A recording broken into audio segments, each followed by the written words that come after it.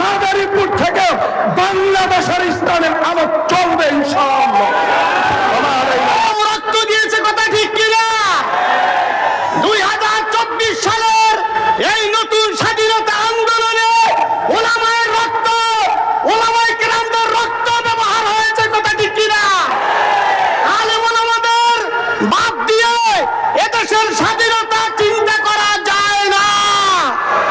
অতএব দেশ গড়ার ক্ষেত্রেও ওলামায়ে কেরাম অগ্রণী ভূমিকা রাখবে ইনশাআল্লাহ।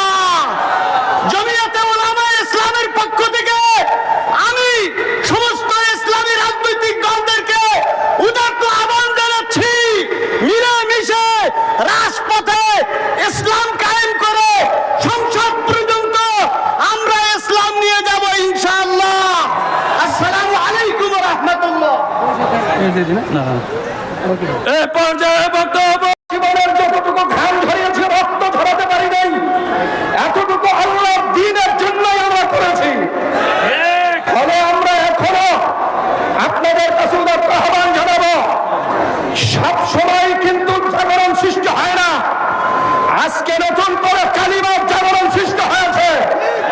শেখুল হাদিস আল্লামা আজিজুল হক সাহেব রাহমাতুল্লাহ আলাইহির অডিও একটা বাণীকে স্মরণ রাখতে হবে যে বাঙালি কা জোশ হ্যায় লেকিন হুশ নেই হ্যায়। হুশ হারালে চলবে না, ভাবতে হবে আমাদের এই জোশকে কাজে লাগিয়ে ইসলামকে রাষ্ট্রীয় ক্ষমতা প্রতিষ্ঠা করতে হবে। এজন্য যদি আমাদেরকে এক মামুনুল হক নয়, এক শেখুল হাদিস নয়, একজন দুইজন আলেম নয়, যদি আমাদের হাজার লক্ষ আলেমদের রক্ত প্রবাহিত হয়, এই সুযোগে আমরা ইসলামকে প্রতিষ্ঠা করার কোরবানিতে শরীক হতে কারা কারা জন্য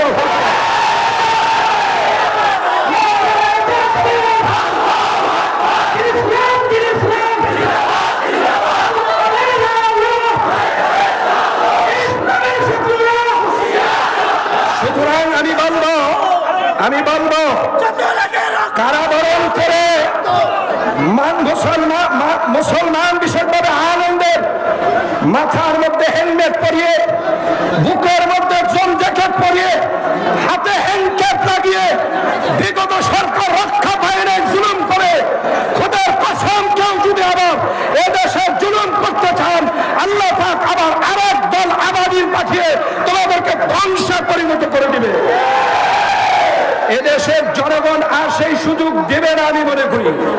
এদেশের আলেমদেরকে, এদেশের ওলামায়ে কেরামদেরকে শুধু কারাবরণ করা হয় নাই, কারাগারে নির্যাতন করা হয়েছে। এমনকি খতিব ওবায়দুল হক সাহেব থেকে শুরু করে আল্লামা সাঈদী পর্যন্ত প্রত্যেককে ইনজেকশন দিয়ে হত্যা করা হয়েছে। এই সব কিছুর বিচার আমরা এদেশে ইসলামকে প্রতিষ্ঠা করে নিতে চাই, অন্য কোনো কথা নয়। বিশেষভাবে আমি মাদারীপুরের সন্তান হিসাবে মাদারীপুরের ওলামায়ে কেরামদেরকে একটি আহ্বান জেনে আমি আমার কথা শেষ করব।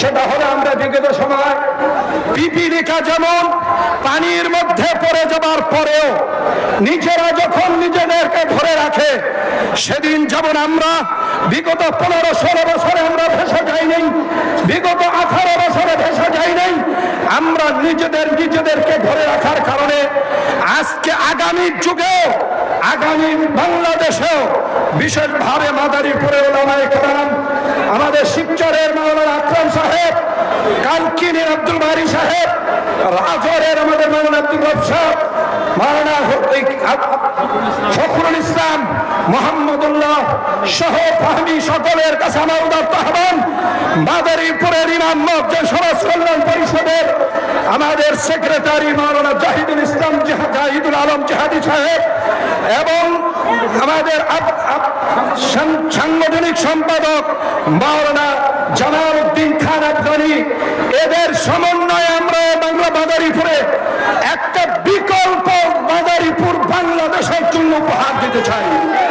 আপনারা কি আমাদের সাথে আছেন ইনশাআল্লাহ?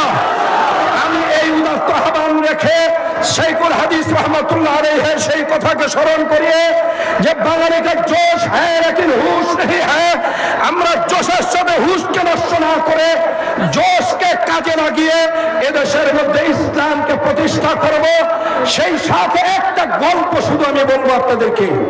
একজন একটা কুড়াল নিয়ে ঢুকছিল জঙ্গলে। কুড়াল দেখে বাগানের সব গাছগুলো কাঁপতেছে। বুড়া গাছ একটা বলতেছিল, তোরা এত কাঁপিস কেন?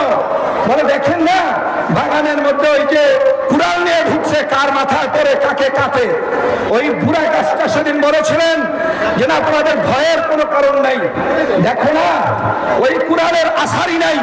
ওই কুড়ালের আসারে যতক্ষণ পর্যন্ত আমাদের স্বজাতিরা না হবে ততক্ষণ পর্যন্ত আমাদের ধ্বংস করতে পারবে না। সুতরাং এই মাদারীপুরেই আমি চাই, প্রথম আফগানিস্তানে যেমন কান্দাহার থেকে ইসলামের আওয়াজ তুলেছেন, মাদারীপুর থেকে বাংলাদেশের ইসলামের আলো চলবে ইনশাআল্লাহ।